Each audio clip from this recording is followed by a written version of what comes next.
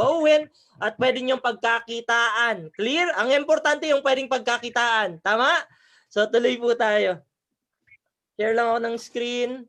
Check ko sana tama yung mapindot ko. Ayan. Ayan. Kita mo, Margaret? Clear? Clear and clear na po, GM. Loud and clear. Alam ko, excited kayong lahat. Excited kayong lahat. Ayan. Super. Kami ng asawa ko, excited din po kami. So tonight guys, pakilala muna ako. I'm Toots Damasco. So ako po yung speaker niyo sa gabing ito. Asawa ko naman si Amy, nurse by profession. Kami po yung makakatulong nyo dito sa Tok na business na ito. So, bago tayo magtuloy, okay lang, may papanood ako konting video bago natin simulan yung magandang presentation. At habang siguro, baka may mga kaibigan pa kayo na gustong imbitahin, paatinin dito sa ating presentation, pwede pang humabol habang di pa tayo nag-start. Pero dahil sa nandito na tayo, no, may papanood akong video, maiksing-maiksi lang, panoorin natin to.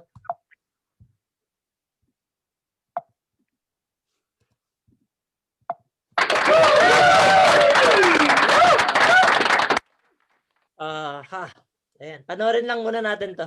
Well, Here we go! Virus pandemic in our own way, but it's probably safe to say that KCTV5's Neil Jones looks at it a little differently than most.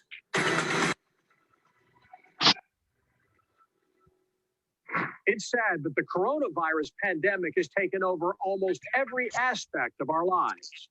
It seems like every day there's another bombshell announcement, like when they announced that Kansas schools were going online. Yeah, teaching kindergartners online is a great idea. So here are the top 5 things I miss about life before the virus. Number 5. These words. Remember when hot Robert, Meghan Markle, and the British royal family. But who cares about that today? 2 weeks ago, my biggest concern was my kids' classwork. But now I pray for their health, not their grades. Although A's and B's would be nice. Life was so simple, but this virus has changed everything. Number 4, I miss going out to eat. Look, I know this is superficial, but to me, food is a big part of our lifestyles. Whether it's barbecue joints, Mexican restaurants, or just plain hamburger spots, I love going out. That's why I was so sad to see area restaurants either close down or go to carry-out only. Look, I understand the reason restaurants have been closed down, but it's still tough to take. Number 3, I miss going into the office. And while it's a lot safer working at home, I miss the friendship and support from all my coworkers. Can you help me attach this to my email? You're an idiot. They've been so supportive of me over the years. The X stands for Chi, which is the first letter of Christ in Greek. Idiots. They see me as a highly respected, almost award-winning journalist. Neil probably hasn't showered in 2 years. Top 5 lists are terrible. It's been great working with star anchors like Ellen McNamara Neil, get away from me. and getting a chance to work with superstar Carolyn Long. That's true. All of this right after I got one of the biggest compliments of my entire career. Hey, dummy! When my boss called me the most expendable person at KCTV5. I feel so special, but safety has to come first. Number 2, I miss being able to go to bars. Now, I'm not a heavy drinker, but I'm willing to learn. As Brad Stevens has pointed out in his Friday Night Flight series, Kansas City's become a great bar town. Some of them specialize in serious drinks for serious drinkers. I didn't mean to use a shot of Brad when I said that. And the number 1 thing I miss about life before the coronavirus, the big events. For 40 years, for 20 years, I've been able to cover major sporting events, the World Series, the Final Four, the Super Bowl, middle school basketball. But now, for the first time ever, there's nothing to cover. Hey, getting to go to big-time events was the main reason I got into sports. That and bad grades. But it's not just sports. It's concerts, movie theaters, libraries, the Performing Arts Center. All of them have been closed down. It all adds up to the worst springtime of my life. It's even worse than my graduation day disaster. Yeah, I did graduate. But look, If giving up our regular activities for a while will save lives, it is well worth it. I'm Neil Jones, and that's this week's Top 5. You know, Neil makes a lot of great points there, Gary. There's so many things that we miss. One of the simple things that I miss, Gary, is a simple handshake. You can't do that anymore. Yeah, but they're getting really good though at hitting elbows. Yeah, Or seriously. sometimes it's the air elbow if you don't quite make it. But Guys, ayan, balik ako sa screen ko ha, sorry. Ayan, para magtuloy-tuloy tayo, simulan natin ng maganda. May pinanood akong video sa inyo, alam ko marami kayong namimiss, tama no? Ngayong panahon ng pandemic, marami kayong namimiss, no? Marami kayong mga bagay-bagay na hindi nyo na nagagawa, tama, di ba? Nakakalungkot. Kasi itong COVID na experience po natin, talagang binago nito ang buhay natin. Buong mundo, hindi lang po rito sa Pilipinas. So, kinakailangan natin mag-adjust kasi wala na tayong magagawa doon, tama ba? Pero alam nyo, merong isang nakakatakot na naging epekto ng COVID sa ating lahat. Tuloy ko. Alam ko lahat kayo maraming na-miss. Tama ba ako, Ma'am Vilma? Parang marami kang na-miss sa pamilya mo. Tama? Tuloy tayo. Ayan. Ito yung pinaka-worst na epekto ng COVID. Sa totoo lang, guys, yung financial hardship. Would you agree? Na lahat tayo ngayon namomroblema financially. Karamihan, hindi man lahat, pero majority ng mga tao ngayon, buong mundo, ang problema, pera. Pera. Bakit? Kasi nga po, nung pumasok yung pandemic, anong nangyari? Anong nangyari? Nagsara mga negosyo. Tama ba? Nagsara mga negosyo. Ang epekto, nawalan tayo ng mga kabuhayan. Nawalan tayo ng negosyo, nawalan tayo ng trabaho. Ang ending, nahihirapan tayo financially. Kaya alam ko, kayong lahat dito, kaya kayo nandito sa aking presentation ngayong gabi, kasi nagbabaka sakali kayo. Nagbabaka sakali kayo, baka itong tok-tok na ito, baka ito na yung sagot sa matagal nyo ng panalangin. Baka ito yung magiging sagot sa financial na problema ninyo. Kaya kayo nandito. Tama ba ako? And kung mag-alala, tulungan po namin kayo. Along my presentation, napapakita ko sa inyo yung beauty ng business na ito. And nung panahon ng pandemic, ito yung karaniwang problema na karamihan sa mga negosyo nagsara. Kapareho ng salon, mga hotel, mga gym. Napakaraming apektadong negosyo. Halos lahat apektado. Actually, kami nung asawa ko, actually kami ang nag-ooperate ng mga negosyo ng biyenan ko. Kasi yung biyenan ko nung wala pa pong pandemic, no, meron din siyang salon, meron siyang mga food carts na ino-operate. Yung biyenan ko naka-reside sila sa Hong Kong. And kaming dalawan mag-asawang pinagkatiwalaan nila rito. So kami nagmamanage ng mga business. Ngayon ang nangyari, pagpasok ng pandemic, walang choice kundi isara. Alam nyo, nung isinara namin yung negosyo, nung pumasok po yung pandemic, kinabahan po ako personally. Talagang natakot talaga ako. Natakot ako. Bakit? Kasi pamilyado akong tao. May dalawa kaming anak, no? Tapos syempre may mga bills tayo, may bahay kaming binabayaran. Kinabahan ako, sabi ko, paano na pag lockdown? Paano na pag tigil ang negosyo? Paano na pag hindi tayo makalabas ng bahay natin? Anong mangyayari sa atin? Alam ko yan din yung worry nyo nung panahon ng lockdown. Would you agree? Alam mo, kabadong-kabado po ako. And bago tayo magtuloy, pakilala muna ako kasama ng asawa ko.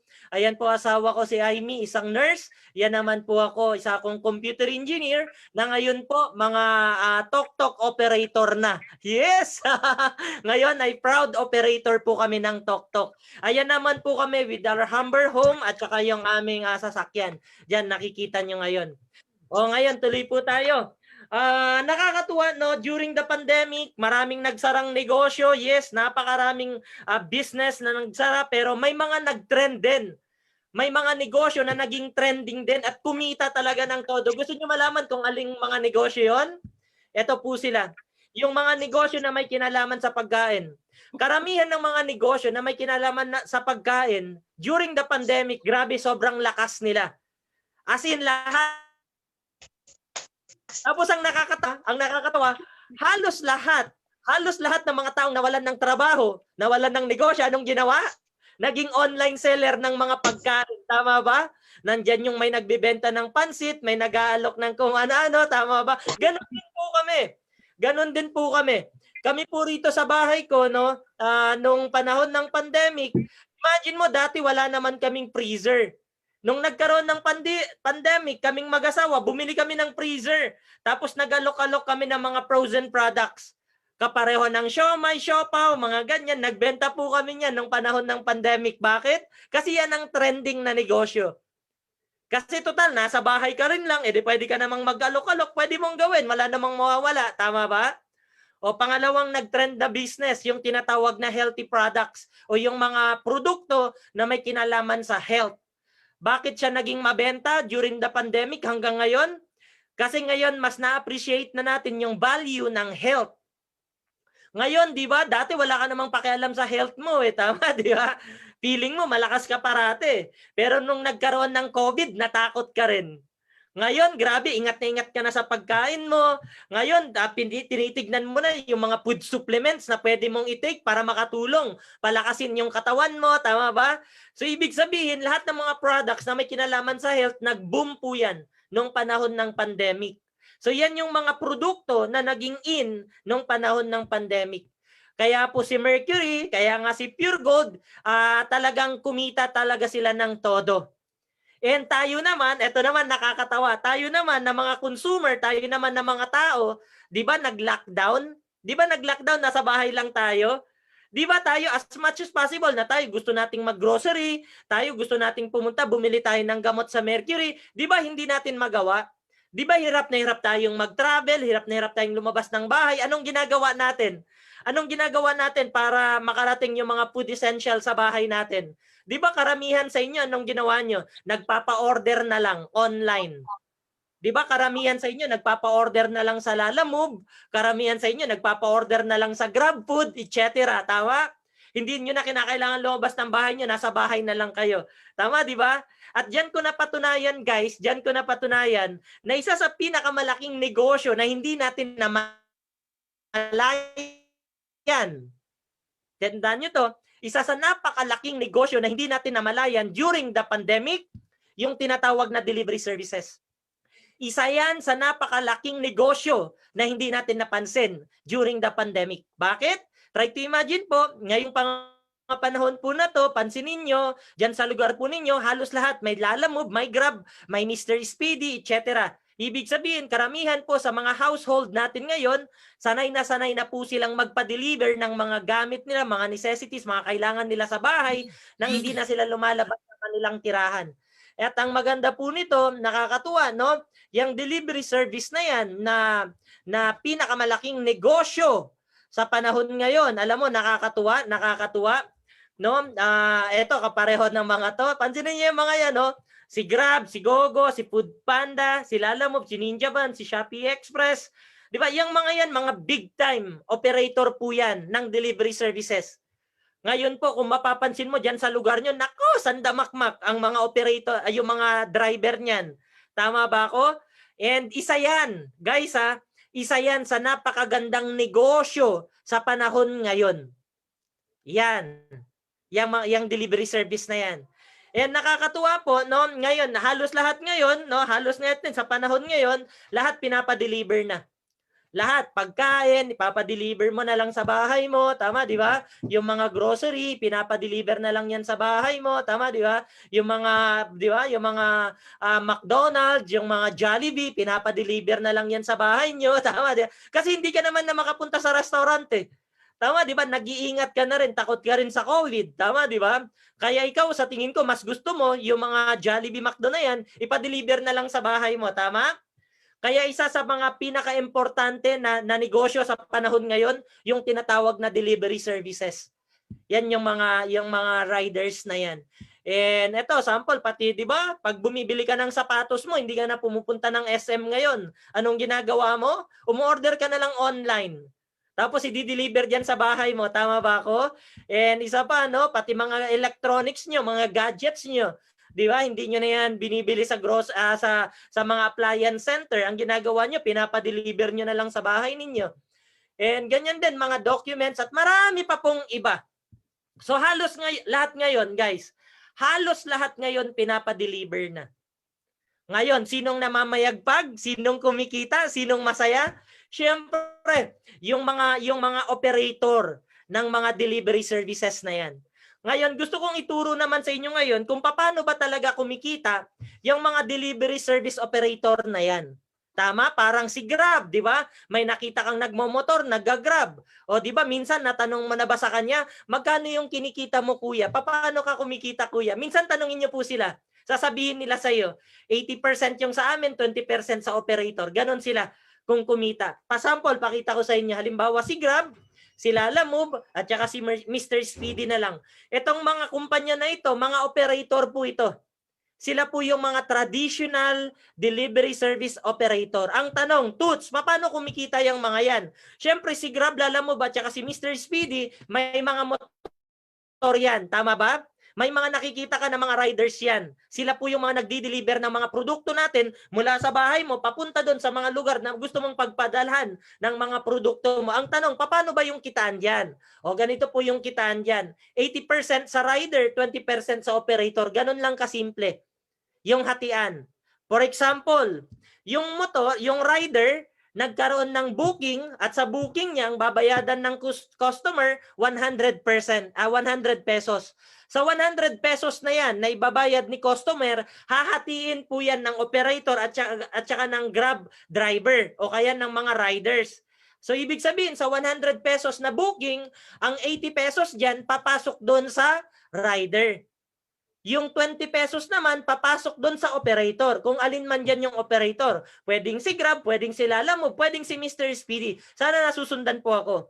O for example, meron na namang isang motor. O yung isang motor, yung isang rider na yan, nagkaroon ng booking.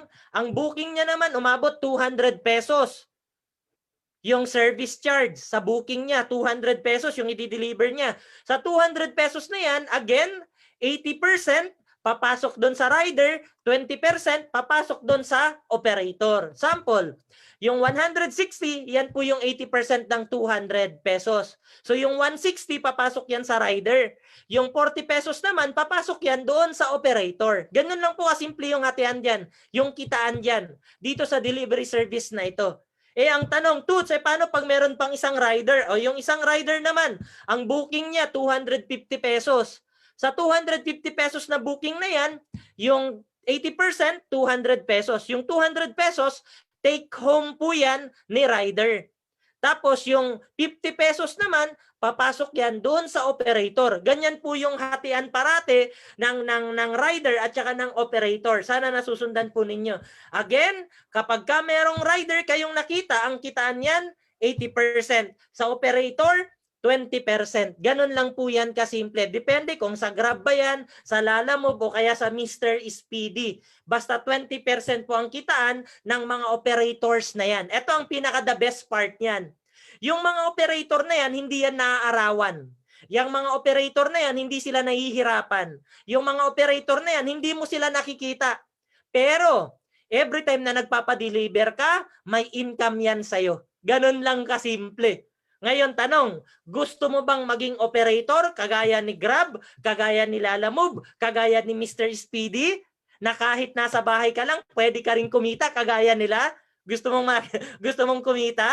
O with that, tuloy tayo. Guys, bigyan ko kayo ng sample computation kung paano kumikita ang isang traditional na operator. Halimbawa, si Grab. Si Grab, sample na lang natin kasi si Grab yung sikat o kaya si Lalamove. O ngayon, sample computation nila.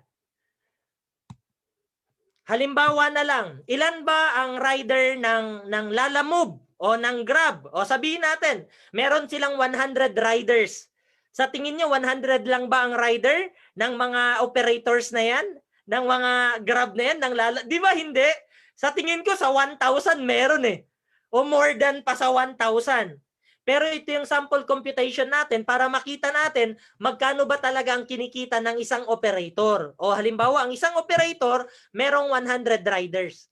Sa 100 rider niya na nagkakaroon ng delivery fee o yung tinatawag na booking fee na 150 pesos kada deliver, 150 and for example, ang isang rider nagkakaroon ng average na 20 na delivery services na nangyayari sa kanya araw-araw. 20 na delivery services sa araw-araw. Yung 20% niyan, yan yung income ng tinatawag na operator. O for example, 100 riders times 150 na delivery service charge times 20 na delivery na per day nila, i-times mo sa 20%, that's 60,000 pesos. Yan yung profit income nila sa isang araw. Ibig sabihin, ganito lang kasimple. Ang isang operator, kapag merong 100 na rider, pwedeng kumita yan ng 60,000 pesos per day. Grabe no, 60,000 na income araw-araw. Antindi, di ba? Pag kinompute mo yan, in 30 days, magkano kaya yan? In 30 days, ang kinikita ng isang operator, pwedeng pumalo ng 1.8 million buwan-buwan. Ganyan kalaki ang kinikita ng isang operator. Oh, nakita nyo na ngayon kung gaano kalaki. And syempre, guys, syempre, hindi niya naman lahat makukuha buo yan na 1.8 million. Alam mo kung bakit? Kasi sa 1.8 million na gross na income niya, marami pa siyang babayadan dyan. Nandyan yung system ng application apps niya. Meron yung server maintenance niya. Nandyan yung mga pasweldo niya sa mga tao niya. Siyempre, may mga empleyado ang Grab. Tama ba? May mga customer service yan. Tama? Sinong magpapasweldo? Siyempre, yung operator, si Grab. Diyan kukunin sa 1.8 million yung mga pasweldo. Siyempre, may opisina rin si Grab. Tama ba? O ngayon, sino magbabayad ng renta ng opisina ng Grab? Siyempre, dito rin kukunin yan sa 1.8 million. Ibig sabihin, meron din niyang mga operational expenses na binabawas dyan.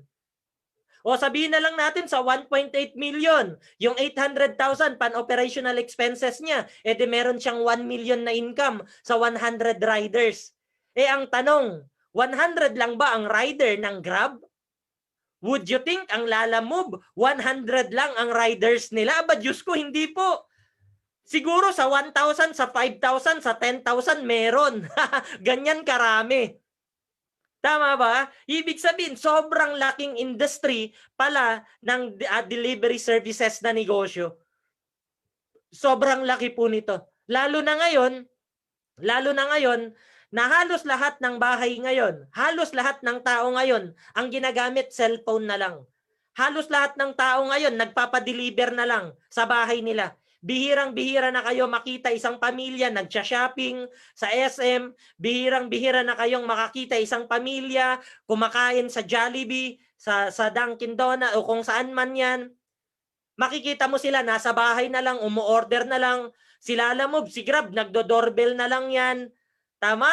Tapos nagbabayad na lang ng delivery service yan, yung mga pamilya na yan. Ibig sabihin, ang delivery service, malaking business po yan. Malaking negosyo yan. Ngayon, gusto nyo bang malaman kung paano mag-set up ng isang delivery service? Gusto nyo ba maging isang Grab? Gusto nyo ba maging isang Lalamove? Gusto nyo ba maging isang Mr. Speedy? O ngayon, kung gusto mong maging isang Grab, o ganito gagawin natin. Ganito gagawin natin. Mag-ready ka ng 50 million mo. Mag-ready ka ng 50 million mo. Bakit? Kailangan mo ng 50 million para makapagtayo ka makabili ka ng software mo na gagamitin mo sa system. Pagbili pa lang, paggawa pa lang, pagbuo pa lang ng software, gagastos ka na ng 50 million. So mag-ready ka niyan. Pag may 50 million ka, hindi pa riyan natatapos. Hindi pa riyan natatapos. Yang 50 million na yan, kulang pa. Bakit? Meron pa yung tinatawag na annual system maintenance. Which is magkano? 15 million naman. Ano naman to? Ito yung pag-aasikaso doon sa system mismo. Ito yung binabayadan nyo sa mga IT ninyo, sa server ninyo, etc. O kailangan mo pa ng 15 million taon-taon. O pag may ganyan kang kapital, edi pwede ka magtayo ng iyong delivery service kagaya ni Grab. Kagaya ni Grab. And for your information, si Grab at saka si Lalamove at saka si Mr. Speedy, hindi po pagmamayari yan ng Pilipino. Hindi po pagmamayari ng Pilipinas yan. Pero ginagamit natin. For your information, ang Lalamove, ang Grab at ang Mr. Speedy po na ginagamit natin araw-araw, ang may-ari po niyan ibang lahi, mga taga-ibang bansa. Pero tinatangkilik natin yung negosyo nila. Every time na ginagamit natin yung negosyo nila, kumikita sila kahit wala sila rito sa Pilipinas. And guys, no, hindi pa rin natatapos kasi siyempre si Grab, si Lalamove, si Mr. Speedy, may mga opisina yan. Siyempre, yung mga opisina na yan, binabayadan yan yung renta.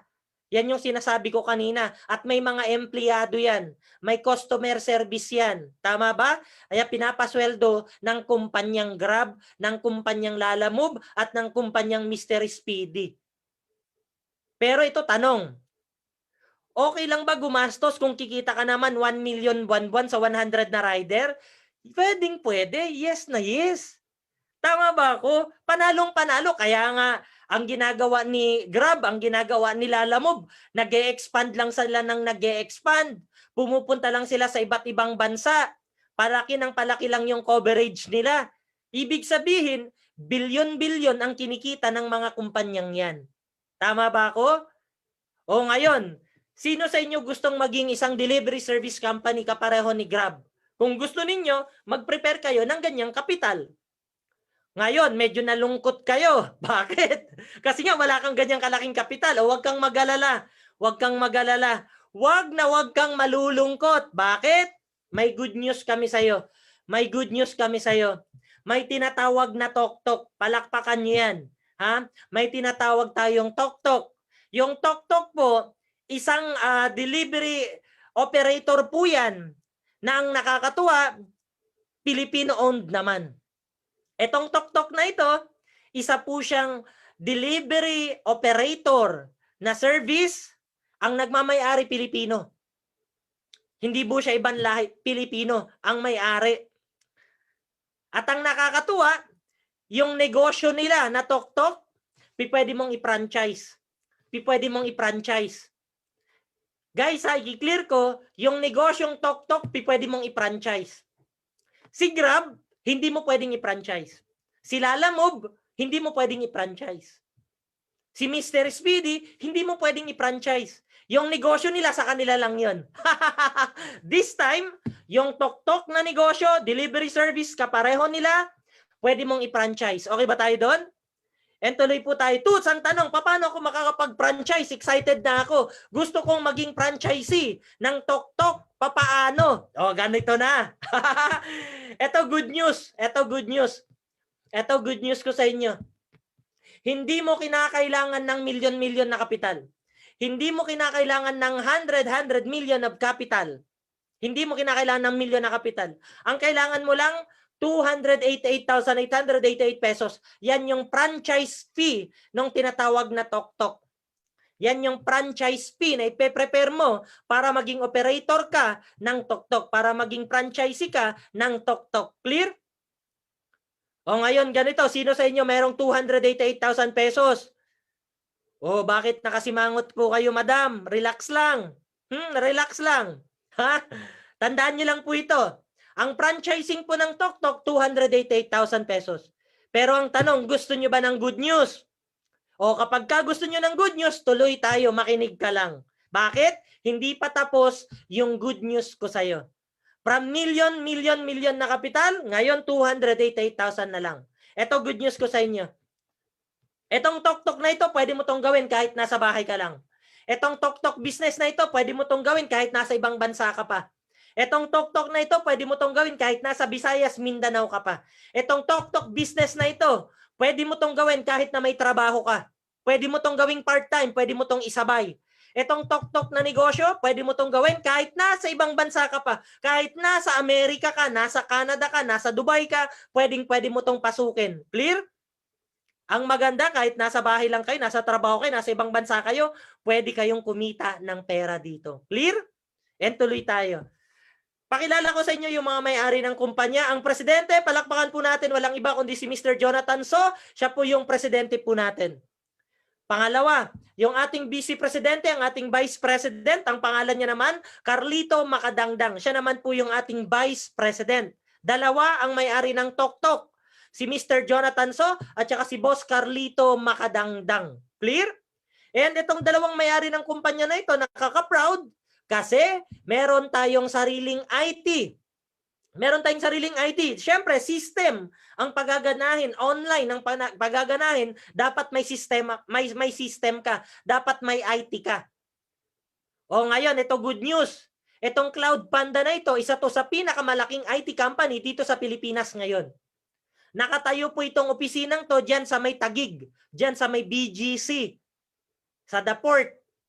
Itong Cloud Panda na ito, sila ang sa pinakamalaking IT company sa Pilipinas ngayon. Sila ang system provider ni JC, ng Pure Gold, ng Ferrari, ng Rolls-Royce, ng JC University, ng JC Worldwide Franchise, ng Doton Bori, ng Katunying, ng Siomai King, Potato King, Mactan, Cebu International Airport. Try to imagine guys, pati Mactan, Cebu International Airport, yung IT pong Cloud Panda ang system provider po niyan.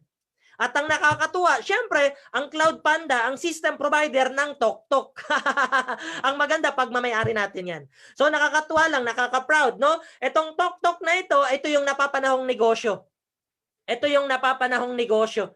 Bakit? Sabi ko nga, ang delivery, isa sa pinakamalaking negosyo yan sa buong mundo ngayon. Hindi lang po rito sa Pilipinas, buong mundo. Clear po tayo doon? Yang TokTok na yan.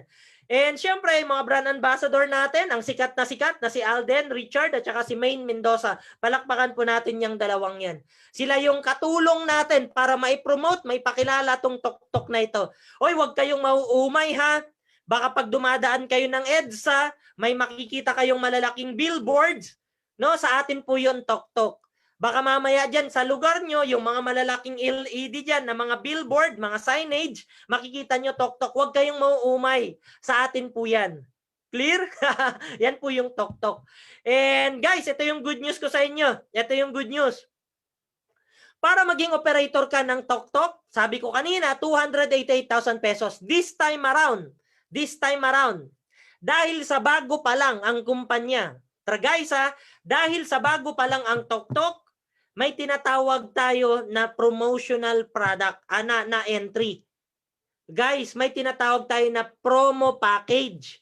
Guys, dahil sa bago pa lang, ipinapakilala pa lang ang kumpanya, swerte nyo.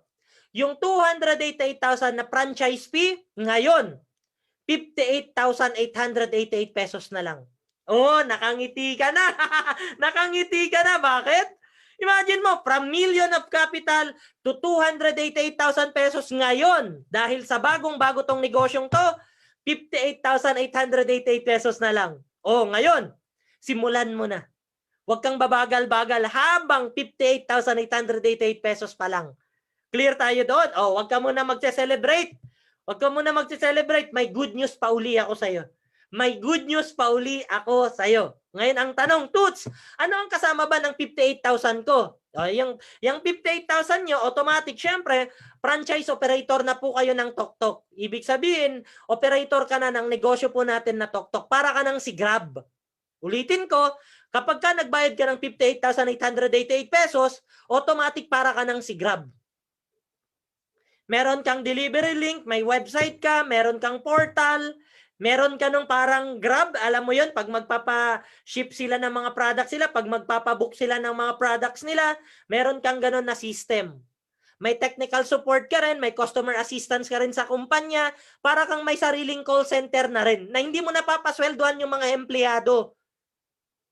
O di ba? Ang kapital mo 58,000 lang. May sarili ka ng opisina, hindi ka na magbabayad ng renta, may mga empleyado na diyan, hindi mo na sila papasweldohan. Tama, di ba? Nakakatuwa. 58,000 lang kapital mo. O ang tanong, Toots, o teka muna. 58,000 pesos yan. Kaso nga lang ito problema, pandemic ngayon. O, ito na ngayon. Naku, Diyos ko mga Pilipino. 58,888 pesos sa isang negosyo, napakaliit na niyan. Pero karamihan sa mga Pilipino, hindi natin may tatanggi. Meron at merong hihirit pa riyan ng discount. Tama ba? O ngayon ganito, dahil sa pandemic, swerte nyong lahat. Dahil sa pandemic ngayon, tignan nyo ha, napakabait na mamay-ari ng kumpanya. Napakabait na mamay-ari ng kumpanya. Kaya kami, mag-asawa, sobrang excited namin dito. As in, sobrang excited po kami rito. Bakit? Kasi dahil dito sa pandemic, dahil sa may COVID, syempre yung mga may-ari ng kumpanya gusto ring makatulong sa inyo. Gusto rin nila kayong tulungan makapag-start kaagad ng business. Ito good news namin sa inyo. Ito good news namin. Makinig maigi, ito good news namin sa inyo. Ngayong panahon ng pandemic, alam namin, naintindihan namin na mahirap ang buhay ngayon. Alam ko, ang 58,888 pesos ngayon, medyo mabigat pa rin sa bulsa mo. Tama ba? Pero ito good news ko sa inyo. Yang 58,000 pesos ngayon, hindi na 50,000. Hindi na 40,000. Hindi po yan 30,000 na lang. Hindi po ganon. This time, dahil sa may pandemic at gusto namin kayong tulungan, dito sa negosyong Tok-Tok, pwede na kayong magsimula sa halagang 16,888 pesos na lang. Yan yung good news namin sa inyo. Promo. Hanggang kailan yung promo na yan? Hanggang kailan? Hanggang Lunes na lang. Hanggang Lunes lang yan.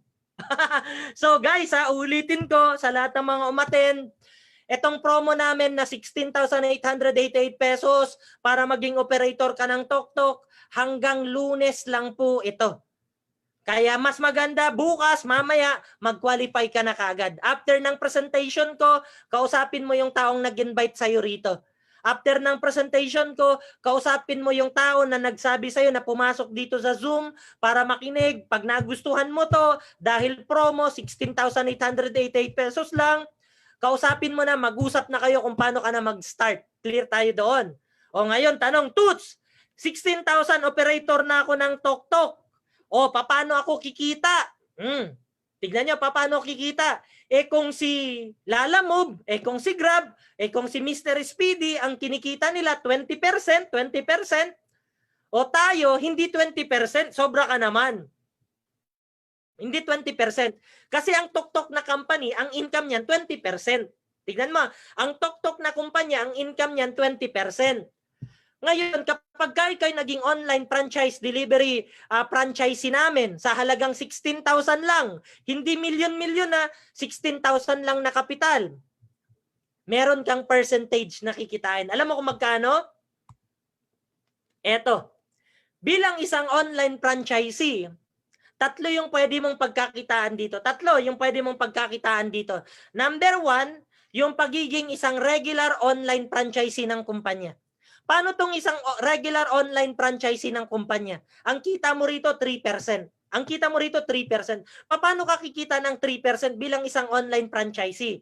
'Di ba naka-register ka sa 16,888 pesos? Sa 16,888 pesos mo, entitled ka na kumita ng 3% sa pagiging isang online franchisee sa pamamagitan ng pagpo-promote lang ng shop link mo. Ibig sabihin, halimbawa, may kapitbahay mo, may papadeliver na product. O instead na magpa-deliver yan sa Lalamove, instead na magpa-deliver yan sa Grab, sabihin mo sa kanya, Oy friend, huwag ka nang magpa-deliver sa Lalamove, sa akin na lang. Anong gagawin? Sabihin mo sa kanya, punta ka na lang sa website na ito, i-forward mo yung website mo sa kanya. Pag pumasok siya doon sa website, pwede na siyang magpa-book. At pag nagpa-book siya, automatic, kung magkano yung booking charge niya, 3% ka doon. Ngayon, ang tanong, ganito, Toots, paano pala pag ito buong barangay namin? Ito buong barangay namin, sinabihan ko sila, na gamitin na lang yung website ko pag magpapadeliver. Lahat ba nang ipapadeliver nila, 3% ako? Ang sagot, yes. Clear tayo doon. Yun yung tinatawag na regular online franchisee. O ano naman tong nasa gitna? Ito yung tinatawag na Tok-Tok operator. O ito yung pinag-uusapan natin kanina na para kang si Grab, para kang si Lalamove. Magkano naman ang earnings mo? Magkano naman ang kita mo? 7% ka. 7% ka. Para kang si Lalamove. Anong gagawin mo para kumita? Di gayahin mo si Lalamove, gayahin mo si Grab. Anong ginagawa nila? Nagre-recruit sila ng mga riders nila. Si Grab, anong ginagawa? Nagre-recruit ng mga riders niya. Si Lalamove, anong ginagawa? Nagre-recruit ng mga riders niya. Anong gagawin mo ngayon bilang isang operator ng Tok-Tok? Di mag-recruit ka rin ng mga riders mo. Ang tanong, paano ka makakapag-recruit ng mga rider mo? O di, lahat ng mga nakamotor dyan sa paligid nyo, Lahat ng nakamotor dyan sa barangay mo, tawagin mo sila, sabihin mo sa kanila, o total, wala kayong ginagawa. Okay lang ba na maging rider ko kayo at kumita kayo rito sa kumpanya ko? O, ikaw ang operator. Sa bawat biyahe nila, may 7% ka sa kanila. Anong ginagawa mo? Wala, nasa bahay ka lang. O, nasa bahay ka lang, may nagdi-deliver ng mga produkto, 7% ka. Clear? O, ito pa. Itong number 3, ano naman to? Tok-tok rider. Paano naman ang kitaan dyan sa pagiging isang tok-tok rider? 80% ka. 80% ka. O, ang tanong, Toots, operator ako, pwede ba ako maging rider? Pwede. Di ba? Operator ka, tapos may motor ka, wala ka namang ginagawa. O pwede ka maging rider. Clear? Magkano kinikita ng rider again? 80%. Oh, yan yung mga kitaan po natin. Clear? O ngayon, para mas ma-visualize nyo, dinan natin ng konti.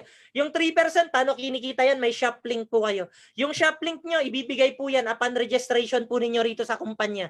Halimbawa, nagbayad ka ngayon ng 16,888 pesos mo. After 3 days, magantay ka. May bibigay sa'yo na shop link ang kumpanya. Kapareho niyan. Yung naka-highlight na toktok.ph/delivery/00123456, yan po yung shop link mo. Magkakaiba lang ng ID number yan. Pero ganyan po yung shop link. Ulitin ko, kapag ka nagbayad ka ng 16,888 pesos mo ngayon, i-register ka sa system ng TokTok. I-register ka. Pagka na-register ka sa system ng TokTok, magantay ka up to 3 days. After 3 days, may darating sa'yo, may message sa'yo, may email sa'yo na TokTok delivery shop link. Ayan yan. Anong gagawin mo pag meron ka na yan? O, yan yung ipo-forward mo sa mga friend mo, yung link na yan, yung shop link na yan, yung website na yan. Yan po yung ipopost mo sa Facebook mo, yan mo yung isisend mo sa messenger ng mga friend mo, para every time na magpapadeliver sila, yan na yung gagamitin nila. Sana nasusundan. O, ganyan din po yan. O, tuloy tayo. Sample computation kung paano kumita dyan. Sa pagpapabook, gamit 3% na kitaan. Halimbawa, may booking ka araw-araw, 200 yung nagpapadeliver sa'yo. Average na booking, 150 pesos. In 30 days, times mo sa 3% na income mo as franchisee, ayan, pwede mong kitain buwan-buwan. 27,000 pesos. Ang maganda, nasa bahay ka lang. Ang maganda, nasa bahay ka lang, nagsisend ka lang sa Facebook, sa Messenger, sa mga friend mo, sa mga kapitbahay mo. Every time na merong nagpapabook, pwede kang kumita up to 27,000 pesos kahit nasa bahay ka lang. Clear? O ngayon, ganito, Toots.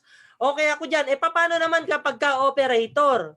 O kapag ka-operator naman, eto ha, pagka ikaw operator na ng kumpanya, ng TokTok, di ba nagbayad ka na 16,888, operator ka na, o bibigyan ka ng company ng chance mo makapag-recruit ng mga riders na up to 100 riders. Oh, para kang si Grab. Para kang si Grab. Pwede kang mag-recruit ng mga riders up to 100 riders. Clear tayo doon? Clear? O ngayon, tuloy tayo. Paano naman kumita dyan sa mga riders na yan? O bilang isang operator, pwede kang kumita 7% sa kanila. Sample, wag na yung 100 na rider. Sabihin na lang natin bilang isang operator, meron kang 20 na riders.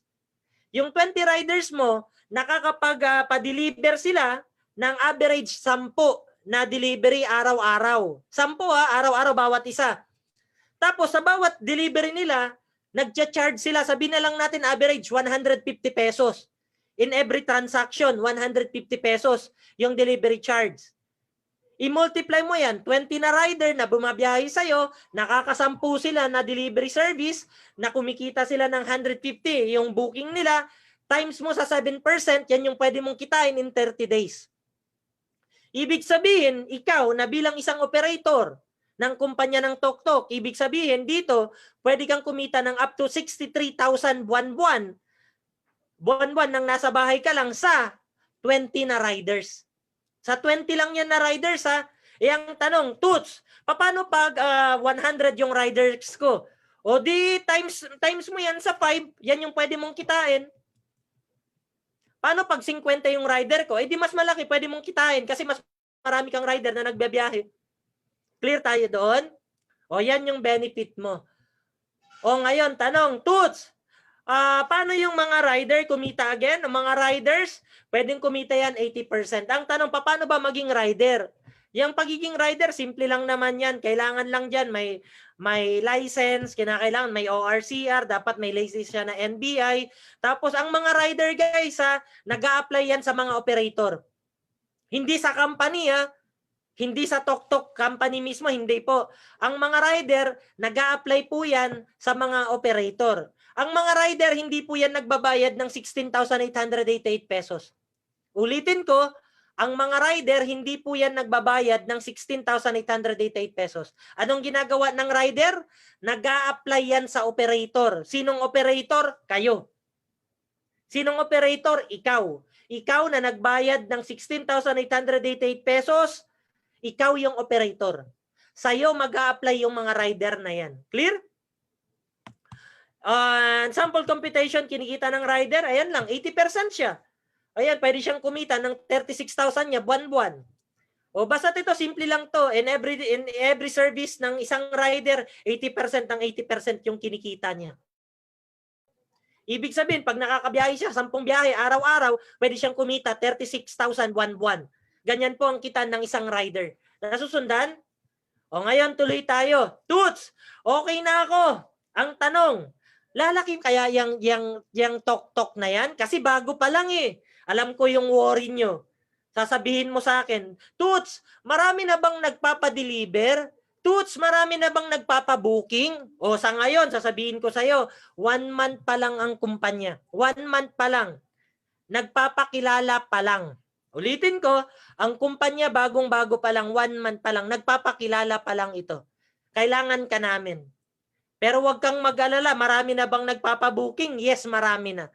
Marami na bang nagiging rider? Yes, dumadami na. Marami na bang nagiging operator? Yes, dumadami na ang nagiging operator. Bakit dumadami na ang nagiging operator? Kasi simple lang. Alam niyo kung bakit dumadami na ang operator? Kasi ganito yan. Di ba ang kumpanya bago nagpapakilala pa lang? Swerte nyo talaga. Napakaswerte nyo. Bilang isang operator ng Tok, ikaw yan, operator ka na ng Tok, swerte mo.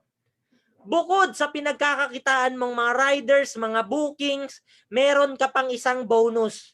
Ang tawag namin dito, referral bonus. Paano yan?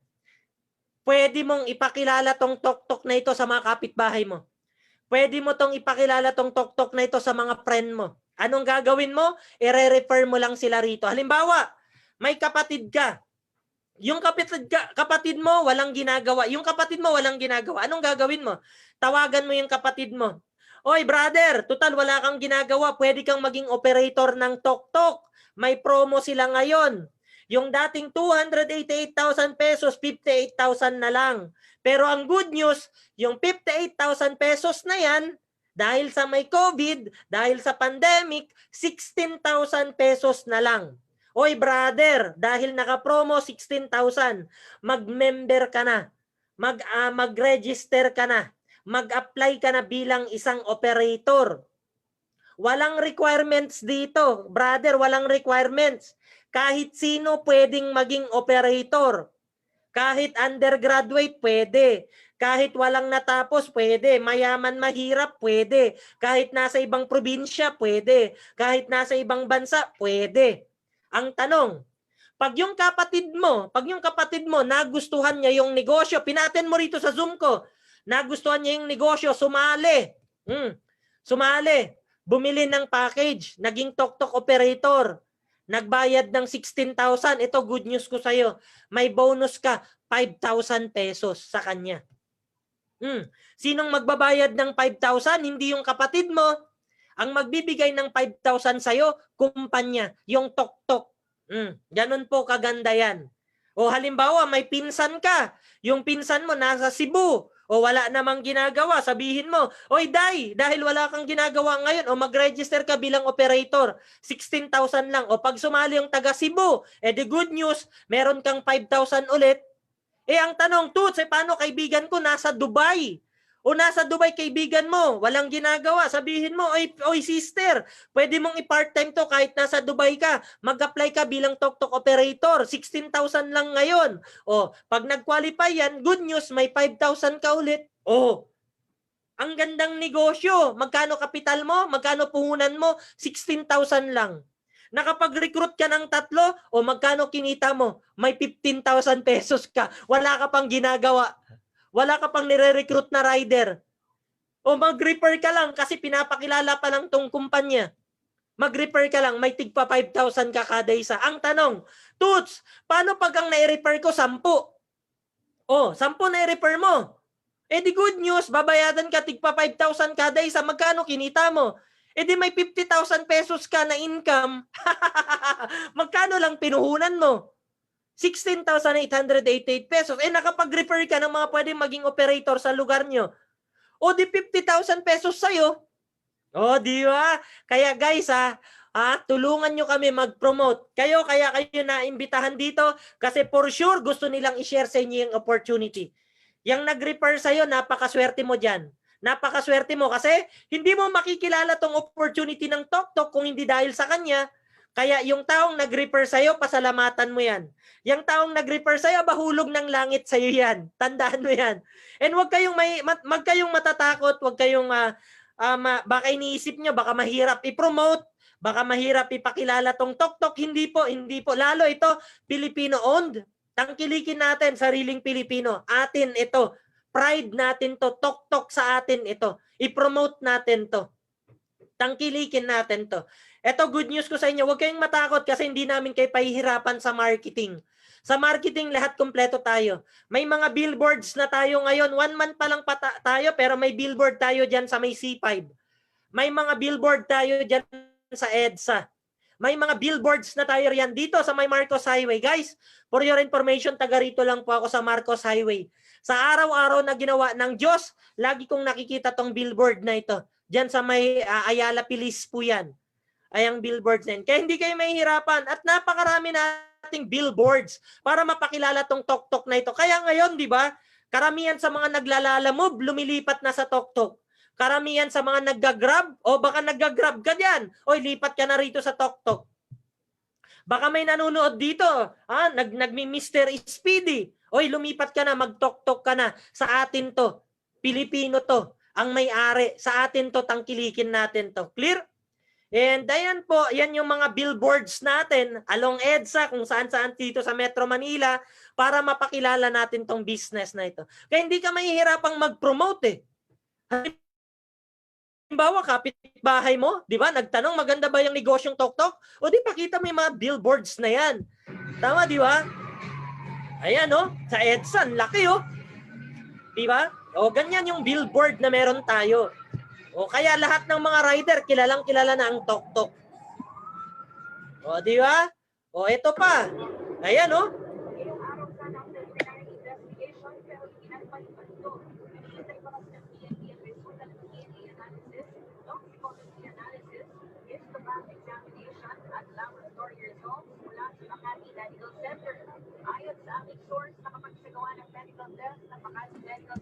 Ayan guys. So, yan yung mga materials na pwedeng makatulong sa inyo. And good news, ang Tok-Tok going all over Luzon na. Upcoming, pabang na, buong Luzon. Makakapag-operate na tayo ng Tok-Tok natin. So, actually, I'm done. Tapos na po ako. Balik ako sa screen ko. Congratulations sa inyong lahat. I hope may na-impart po ako sa inyo. Sana may naintindihan po kayo. Sana clear sa inyong lahat. And with that, maraming salamat sa lahat ng mga attendees natin. Meron tayong 236 attendees ngayon. Congratulations. Sana clear sa inyo yung Tok-Tok business. Maraming salamat. It's me, Mr. Toots Damasco. Sa lahat ng mga ready na, sa lahat ng mga interesado na maging operator, tawagan nyo na kagad yung mga nag-invite sa inyo, sa mga nag-share sa inyo ng negosyong ito at simulan na natin para matulungan namin kayo. Clear? Bago tayo magtapos, Barit, isang magandang picture lang sa inyong lahat. Ipapakita ko kay Boss Joe. Eh sabi niya sa akin kanina, kausap ko, kumusta ang Zoom presentation niyo? Sabi ko sa kanila, may mga sa awa ng Diyos, may mga uma-attend naman. Ipapakita ko lang doon sa mga may-ari ng kumpanya kung sino-sino yung mga attendees natin ngayong araw. So guys, mas maganda, ipo-forward ko to doon sa management, ipakita niyo mga screen niyo, huwag kayong mahiya. Okay lang yan kung anong background nyo para lang mapakita ko sa management. Isang picture lang tayo. 1, 2, 3, isang monitor ko, go. Isang monitor, go. Pakita tayo, isang monitor. Mas maganda lahat, nakikita. Ayan, Ma'am Ruby Ramirez, nakikita kita. Ayan, sino pa ba? Monica, nakikita kita. Ayan, isang picture lang. Ayan, buo, nakita ko. Ayan, may mga lumalabas pa, go. Ayan, Jen Rabino, nakita ko. Ayan, isang picture lang ulit. Second screen ko. Ayan, pangatlong screen, meron pa. Ayan, patingin ako ng mga screen nyo, pipicturean natin. Dito nakita ko si Jen Asutige, dito nakita ko yung pamangkin ko si Chris, dyan sa Hong Kong. Ayan, Rain Santos, nakikita ko po kayo. Sorry walang mag-share screen please. Yung ano lang, sorry ayan, sorry, nagkamali ng pindot. Ayan, okay lang. Ayan, nakikita ko po kayo. Ay, sorry, walang mag-screen, share screen please. Pwede patay ng share screen. Kanino po ito? Ayan. Oops. May nag-share screen na naman. Sorry. Pakipatay po yung screen nyo. Yung picture nyo lang gusto kong makita kasi papadala ko sa management. Pero hindi po ibig sabihin mag-share kayo ng screen. Kausap ko yung VP at saka yung presidente ng kumpanya kanina, kaya gusto ko lang ng magandang record. So isang picture lang ako, nakikita ko kayo, Izel, nakikita ko si Laila, nakikita ko si William Ortega, nakikita ko si Ma'am Carol. Ayan, isang picture lang sa pangatlong screen. Ayan, so go. Ay, sorry, bumalik pala sa una. Sorry, pangatlo, nakita ko si Sheng, si Lani, si Jen, sino pa? Go lang, isang ano lang para makita ko buo. Jen Asutige, nakikita ko na yung picture mo. Ayan, Pen, nakikita ko, go. Natasha sa Singapore, kumusta kayo riyan? And go, isang picture lang tayo rito sa pangatlong screen natin. Ayan, pang-apat na screen, ayan, isang picture lang tayo. And last. So guys, maraming salamat sa inyo. I hope clear, klaro sa inyong lahat. With that, maraming salamat sa inyong lahat. I hope naintindihan yung business. And it's me, Mr. Toots Damasco, Barit. Go.